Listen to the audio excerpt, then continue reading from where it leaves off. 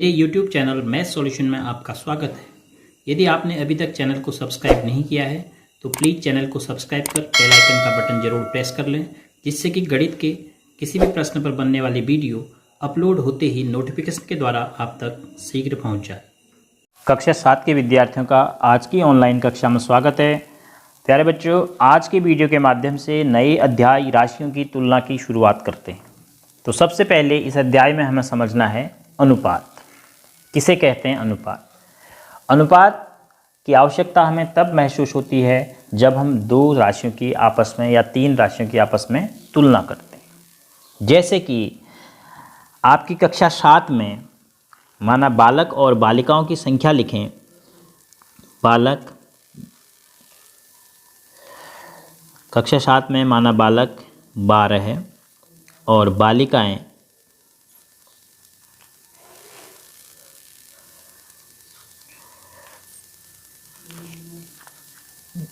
हैं 20। तो टोटल छात्र संख्या 32। तो यदि अब हमने बताना है कि बालक अधिक हैं कि बालिकाएं अधिक हैं, तो हम इन दोनों की तुलना करेंगे। तब हम अनुपात ज्ञात करते हैं कि बालकों का बालिकाओं से क्या अनुपात है। तो जो हम पहले कहेंगे बालकों का बालिकाओं से अनुपात, अगर हम कहेंगे अनुपात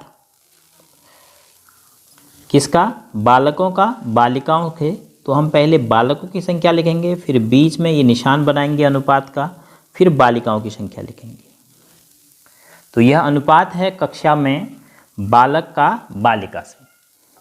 तो और इसको आप 12/20 समझेंगे। इस चिन्ह का मतलब अपॉन का चिन्ह, भाग का चिन्ह आप समझेंगे। तो फिर इसको आप 4 से काट के सरलतम रूप में बांट सकते हैं। 4 तियां 12 4 पंचे 20। तो अनुपात हो गया 3:5। तो इसका मतलब हुआ कि यदि कक्षा में 12 बालक हैं तो 20 बालिकाएं हैं। यदि कक्षा में 3 बालक होते तो 5 बालिकाएं होती, इसी अनुपात। ये तो अनुपात है बालक का बालिका से। जो पहले कहा जाएगा उसको पहले लिखा जाएगा। पहले का मतलब इस चिन्ह से पहले, और जो बाद में कहा जाएगा वो चीज़ बाद में लिखी जाएगी।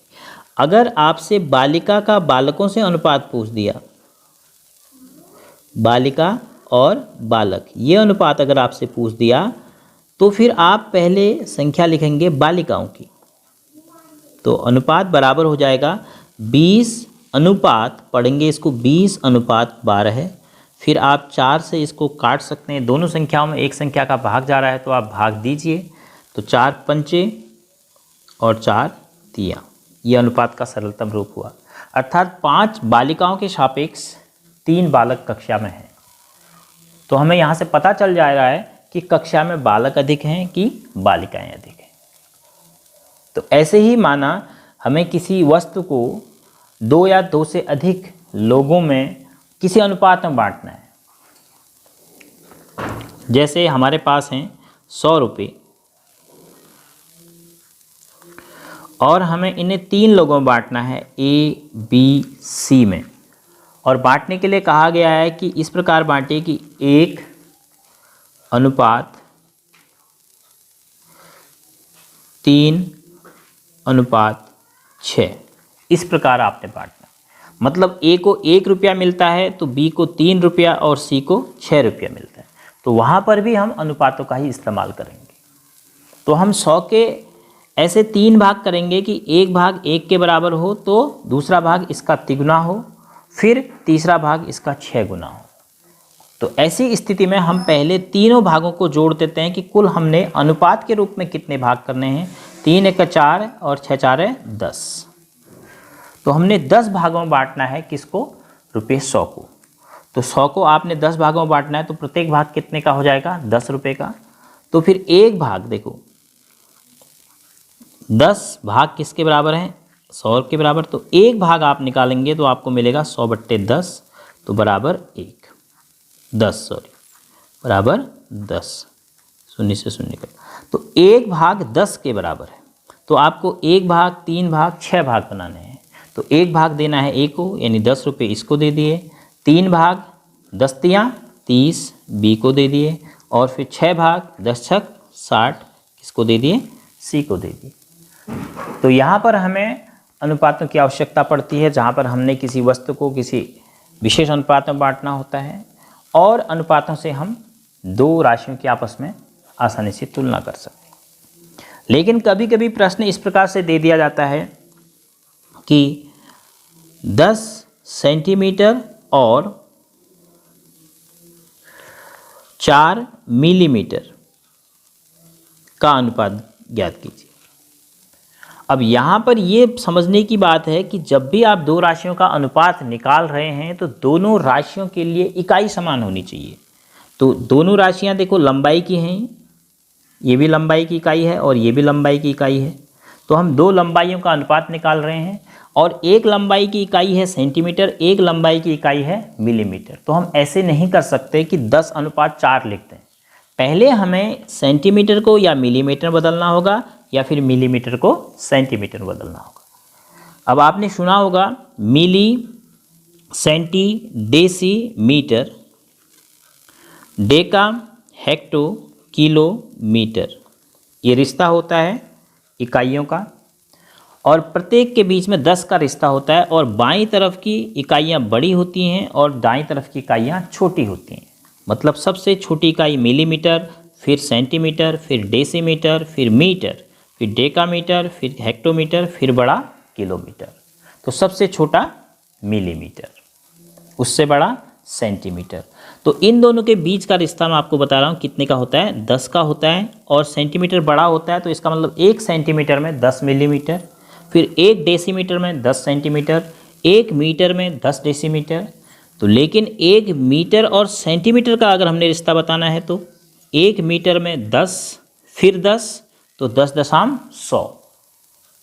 यानी कोई बाईं तरफ की राशि है, बाईं तरफ की इकाई है और दाईं तरफ की इकाई है। तो आप ये देखिए कि बाईं तरफ से दाईं तरफ जाने में आपको कितने स्टेप लेने पड़ रहे हैं। यहाँ से देखो 1 कदम, 2 कदम, तो 2 कदम का मतलब 2 शून्य, 2 कदम का मतलब 2 शून्य, और 2 शून्य किस में होते हैं, 100 में। तो यदि आपने बाएं से दाएं 2 कदम जाना है तो 100 से गुणा करेंगे, दाएं से बाईं तरफ आना है तो 100 से भाग देंगे, क्योंकि बाईं तरफ बड़ी राशियां हैं और दाईं तरफ छोटी राशियां हैं। जब हम किसी बड़ी चीज़ को छोटी चीज़ में बदलेंगे तो हमें बहुत सारा मिल जाएगा, गुणा करेंगे। जब हम किसी छोटी चीज़ को बड़े में बदलेंगे तो हमें कम हो जाएगा, तो भाग देंगे। तो दो चीज़ ध्यान रखिए, जब हम बाईं इकाई को दाईं इकाई में बदलते हैं तो गुणा करेंगे, दाईं तरफ की इकाई को बाईं तरफ की इकाई में बदलते हैं तो भाग देंगे।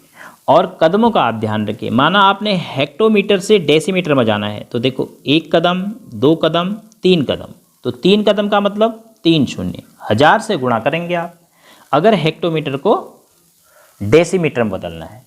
अगर डेसीमीटर को हेक्टोमीटर बदलना है तो आप 1000 से भाग देंगे। तो आप ये तो समझ गए होंगे कि हम किस प्रकार से इकाइयों को बदलेंगे।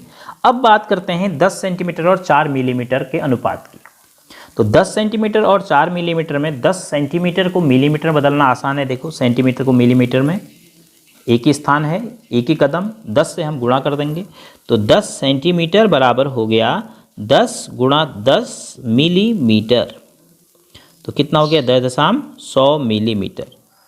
तो अब आप इसको ऐसे कहोगे कि आपने 10 सेंटीमीटर और 4 मिलीमीटर का जो अनुपात निकालना है वो अनुपात बराबर आएगा 100 मिलीमीटर हो गया ये भी, और ये हो गया 4:4 मिलीमीटर। क्योंकि देखो 10 सेंटीमीटर बराबर 100 मिलीमीटर हो गया, तो ये 100 मिलीमीटर 4 मिलीमीटर दोनों इकाइयाँ बराबर होगी अब लंबाई की। तो आप अब लिख सकते हैं 100:4, तो बराबर 4 से कट जाएगा, 25 चक्को 100 अनुपात 4:1 अगर आपको ऐसे दिक्कत हो रही है तो आप 100/4 करिए, फिर इसको सरलतम रूप में लाइए 25 बार 4 से और 1 बार, तो आपने दोनों लिखने पड़ेंगे, तो 25:1 आप लिखेंगे। तो यह बहुत महत्वपूर्ण चीज़ है, किसी भी राशि की इकाइयों को बदलना है हमने, चाहे वो लंबाई की हो या चाहे वो द्रव्यमान की हो, चाहे वो आयतन की हो। क्योंकि अगर द्रव्यमान की होगी तो फिर आप क्या कहेंगे, मिलीग्राम, सेंटीग्राम, डेसीग्राम, ग्राम, डेकाग्राम, हेक्टोग्राम, किलोग्राम। ये मीटर की मैंने लिखी थी लंबाई की। अगर आप लीटर में आएंगे तो millilitre, centilitre, decilitre, litre, decalitre, hectolitre, kilolitre. तो लंबाई की आयतन की और द्रव्यमान की, सभी इकाइयों को आप आपस में बदल सकते हैं। ध्यान ये रखना है कि बाईं तरफ से दाईं तरफ जाना है तो गुणा करना है, दाईं तरफ से बाईं तरफ आना है तो भाग देना है। जितने कदम आना है उतने जीरो से, 1 जीरो का मतलब 10, 2 जीरो का मतलब 100, 3 जीरो का मतलब 1000। तो अगर आपको ऐसे ही रुपया और पैसों में प्रश्न होगा तो आप जानते हैं कि 1 रुपया 100 पैसों के बराबर होता है, तो वो भी आप कर पाएंगे। दिन और घंटों में होगा, वो भी आप कर सकते हैं। एक दिन में 24 घंटे होते हैं, तो आप दिन को घंटों में या घंटों को दिन में बदल सकते हैं।